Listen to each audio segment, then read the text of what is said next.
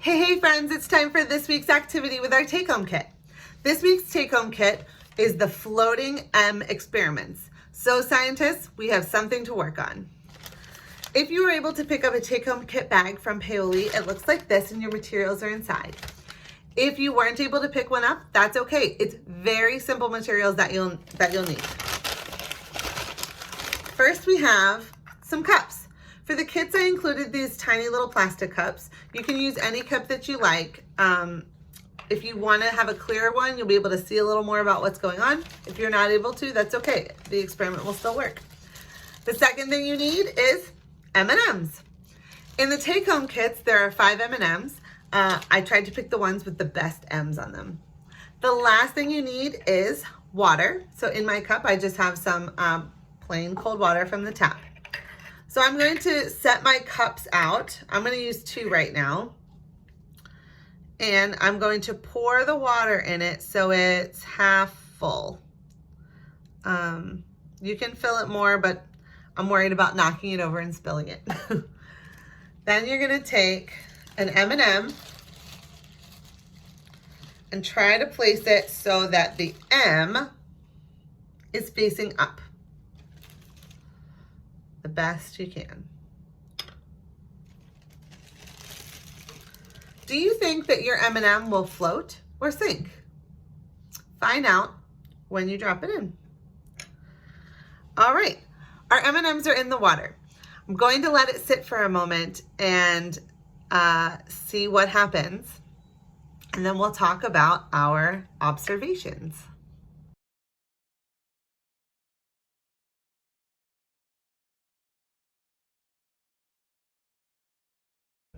So just checking in, I've left my M&Ms for about 1.5 to 2 minutes. So far, my brown M&M has turned my water brown on the bottom and now no longer has any color on the outside. The blue one is also starting to dissolve. The candy coating is dissolving in the water. Let's let them sit for another few minutes and see what happens next.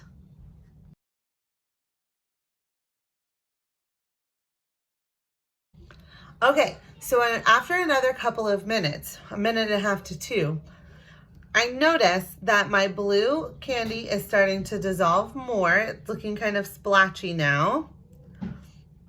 And that my brown candy, while still dissolved, now has a little bit of something floating at the top. Let's leave them for a little bit longer and see how they do.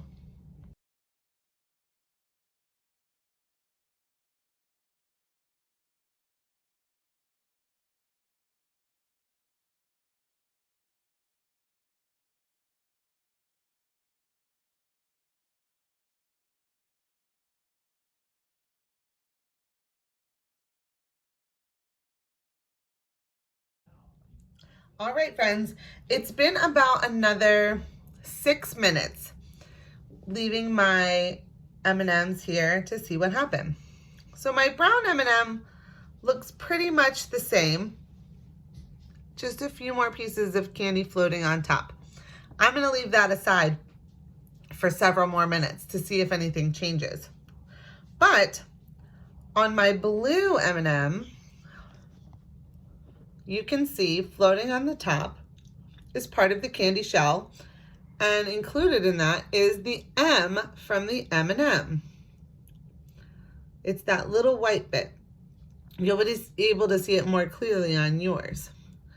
So we have one that successfully floated the M&M and one that hasn't so far. So not every experiment is a success.